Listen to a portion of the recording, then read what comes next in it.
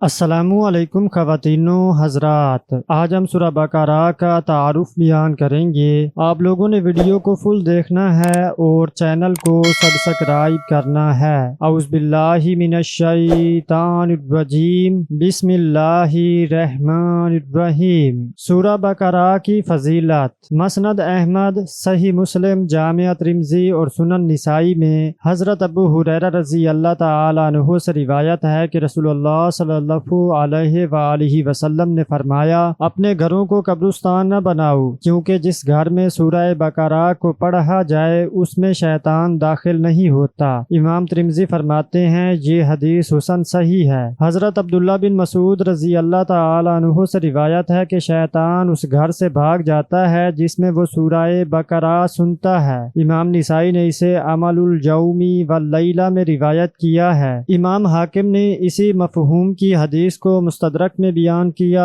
اور صحیح الاسناد قرار دیا ہے اور کہا ہے کہ امام بخاری و مسلم نے اسے بیان نہیں فرمایا۔ امام دارمی نے مسند سنن میں ابن مسعود رضی اللہ تعالی عنہ ہی سے روایت کیا ہے کہ ہر وہ گھر جس میں سورہ بقرہ پڑھی جائے شیطان گوز مارتا ہوا اس سے بھاگ جاتا ہے۔ امام دارمی ہی نے بطریق شعبی روایت کیا ہے کہ حضرت عبداللہ بن مسعود رضی اللہ تعالی عنہ نے فرمایا کہ جس نے رات کو سورہ بقرہ کی 10 آیات پڑھیں اس رات اس گھر میں شیطان داخل نہیں ہوگا۔ ان 10 آیات سے مراد 4 ابتدائی آیات، آیت الکرسی، 2 اس کے بعد والی آیتیں اور 3 اس سورت کی آخری آیات ہیں۔ ایک روایت میں یہ ہے کہ اس دن اس کے اور اس کے اہل و عیال کے قریب نہ شیطان آئے گا اور نہ کوئی اور ایسی چیز جو اسے ناپسند ہو، اور یہ آیات اگر کسی مجنون پر پڑھی جائیں تو اسے افاقہ ہو جاتا ہے۔ حضرت سہل بن سعد رضی اللہ تعالی عنہما سے روایت ہے کہ رسول اللہ صلی اللہ علیہ وآلہ وسلم نے فرمایا، ہر چیز کی ایک کوہان ہوتی ہے، قرآن کی کوہان سورہ بقرہ ہے۔ جو شخص ایک رات اسے اپنے گھر میں پڑھ لے تو 3 راتیں شیطان اس گھر میں داخل نہیں ہو سکتا، اور جو شخص ایک دن اسے اپنے گھر میں پڑھ لے تو 3 دن تک شیطان اس گھر میں داخل نہیں ہو سکتا۔ اسے ابو قاسم طبرانی نے اور ابو حاتم ابن حبان نے اپنی صحیح میں اور ابن مردویہ نے روایت کیا ہے۔ امام ترمذی، نسائی اور ابن ماجہ نے حضرت ابو ہریرہ رضی اللہ تعالی عنہ سے روایت کیا ہے کہ رسول اللہ صلی اللہ علیہ وآلہ وسلم نے ایک لشکر روانہ فرمایا تو آپ نے اس لشکر میں شامل ہر فرد سے کہا کہ وہ سنائے کہ اسے قرآن مجید کس قدر یاد ہے۔ آپ قرآن سنتے سنتے جب ایک نوجوان کے پاس آئے اور آپ نے اس سے دریافت فرمایا تجھے کتنا قرآن یاد ہے؟ اس نے جواب دیا کہ مجھے فلاں سورتیں اور سورہ بقرہ بھی یاد ہے۔ فرمایا کیا تجھے سورہ بقرہ بھی یاد ہے؟ اس نے عرض کی جی۔ فرمایا تو جاؤ پھر تم اس لشکر کے امیر ہو۔ قوم کے سرداروں میں سے ایک نے کہا کہ میں نے سورہ بقرہ کو اس لیے نہیں سیکھا کہ مجھے خدشہ تھا کہ میں اس کے ساتھ قیام نہیں کر سکوں گا۔ رسول اللہ صلی اللہ علیہ وآلہ وسلم نے فرمایا قرآن سیکھو اور اسے پڑھو، کیونکہ جو قرآن سیکھے، اسے پڑھے اور اس کے ساتھ قیام کرے تو اس کی مثال اس طرح ہے جیسے کستوری سے بھری تھیلی ہو جو اپنی بوئے عطربیز کی وجہ سے ہر جگہ مہک رہی ہو، اور جو قرآن کو سیکھے مگر سیکھ کر سو رہے تو اس کی مثال ایسے ہے جیسے کستوری سے بھری ہوئی تھیلی ہو جس کے منہ کو بند کر دیا گیا ہو۔ یہ ترمذی کی روایت کے الفاظ ہیں اور انہوں نے اس حدیث کو حسن قرار دیا ہے اور انہوں نے اسے مرسل بھی روایت کیا ہے، واللہ عالم۔ امام بخاری رحمۃ اللہ علیہ نے حضرت اسید بن حضیر رضی اللہ تعالی عنہ سے روایت کیا ہے کہ رات کو وہ سورہ بقرہ کی تلاوت فرما رہے تھے، ان کا گھوڑا پاس ہی بندھا ہوا تھا کہ اس نے بدکنا شروع کر دیا۔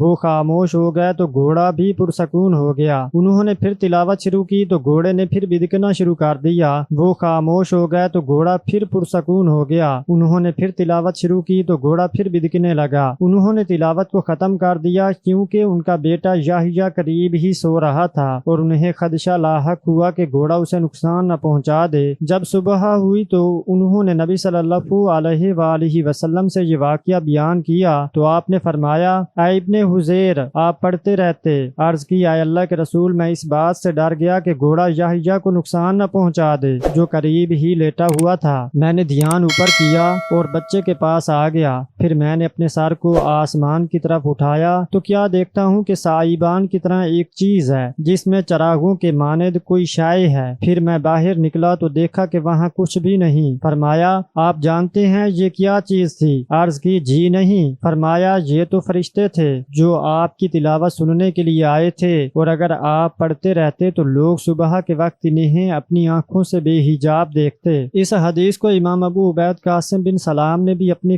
کتاب فضائل القرآن میں بیان کیا ہے، واللہ عالم۔ سورہ بقرہ کی سورہ آل عمران کے ساتھ فضیلت۔ امام احمد نے عبداللہ بن بریدہ کی اپنے باپ سے روایت بیان کی ہے کہ میں نبی صلی اللہ علیہ وآلہ وسلم کے پاس بیٹھا ہوا تھا، میں نے آپ کو ارشاد فرماتے ہوئے سنا، سورہ بقرہ کو سیکھو، اسے لینا برکت اور اسے ترک کرنا حسرت ہے، اور جادوگر قسم کے لوگ اس کی استطاعت نہیں رکھتے۔ پھر آپ کچھ دیر خاموش رہے، پھر فرمایا سورہ بقرہ اور آل عمران کو سیکھو، یہ دونوں نورانی صورتیں ہیں، یہ دونوں اپنے پڑھنے والے پر قیامت کے دن سائبان یا بادل یا پر پھیلائے ہوئے پرندوں کے جھنڈ کی طرح سایہ فگن ہوں گی۔ قرآن پڑھنے والا جب قبر سے اٹھے گا تو قرآن اس سے ایک اجنبی شخص کی صورت میں ملے گا اور کہے گا کیا آپ مجھے پہچانتے ہیں؟ وہ کہے گا نہیں، میں آپ کو نہیں پہچانتا۔ تو قرآن کہے گا میں تیرا ساتھی وہ قرآن ہوں جس نے دن کو تجھے بھوکا پیاسا رکھا اور رات کو بیدار رکھا۔ ہر تاجر اپنی تجارت کے پیچھے ہوتا تھا، لیکن آج سب تجارتیں تیرے پیچھے ہیں۔ اب اسے ملک دائیں ہاتھ میں دیا جائے گا اور خلد بائیں ہاتھ میں۔ اس کے سر پر وقار کا تاج رکھا جائے گا اور اس کے والدین کو ایسے قیمتی حلے پہنائے جائیں گے کہ ساری دنیا والے مل کر بھی ان کی قیمت ادا نہ کر سکیں۔ وہ از راہ تعجب پوچھیں گے کہ یہ عمدہ اور قیمتی حلے ہمیں کس وجہ سے پہنائے گئے ہیں؟ تو جواب دیا جائے گا کہ تمہارے بچے کے قرآن پڑھنے کی وجہ سے۔ پھر کہا جائے گا کہ قرآن پڑھتا جا اور جنت کے درجے اور بالا خانے چڑھتا جا۔ چنانچہ وہ پڑھتا جائے گا اور جنت کے درجے چڑھتا جائے گا، خواہ جلدی جلدی پڑھے یا ترتیل سے۔ امام ابن ماجہ نے بھی اس حدیث کا کچھ حصہ بشیر بن مہاجر سے روایت کیا ہے اور اس کی سند حسن اور مسلم کی شرط کے مطابق ہے۔ اس حدیث کے بعض حصوں کے شواہد بھی موجود ہیں، مثلا حدیث ابو امامہ باہلی جسے امام احمد رحمۃ اللہ علیہ نے روایت کیا ہے۔ ابو امامہ فرماتے ہیں کہ میں نے رسول اللہ صلی اللہ علیہ وآلہ وسلم کو ارشاد فرماتے ہوئے سنا، قرآن پڑھو کہ یہ قیامت کے دن اپنے پڑھنے والوں کے لیے سفارش کرے گا۔ دو نورانی صورتوں بقرہ و آل عمران کو پڑھتے رہا کرو، یہ دونوں قیامت کے دن اس طرح آئیں گی جیسے دو سائبان یا دو بادل یا پر کھولے ہوئے پرندوں کی دو ڈاروں کی طرح ہوں گی، اپنے پڑھنے والوں کی قیامت کے دن سفارش کریں گی۔ پھر فرمایا بقرہ پڑھو، اس کا لینا برکت اور اسے ترک کرنا حسرت ہے، جادوگر قسم کے لوگ اس کے یاد کرنے یا پڑھنے کی استطاعت نہیں رکھتے۔ اسے امام مسلم نے بھی اپنی صحیح کی کتاب الصلاۃ میں روایت کیا ہے۔ اس کی شاہد وہ حدیث بھی ہے جسے امام احمد رحمۃ اللہ علیہ نے نواس بن سمعان رضی اللہ تعالی عنہ سے روایت کیا ہے۔ رسول اللہ صلی اللہ علیہ وآلہ وسلم نے فرمایا قیامت کے دن قرآن اور اس پر عمل کرنے والوں کو لایا جائے گا، سورہ بقرہ اور آل عمران سب سے آگے آگے ہوں گی۔ رسول اللہ صلی اللہ علیہ وآلہ وسلم نے ان کے لیے 3 مثالیں بھی بیان فرمائی جنہیں میں کبھی نہیں بھولا۔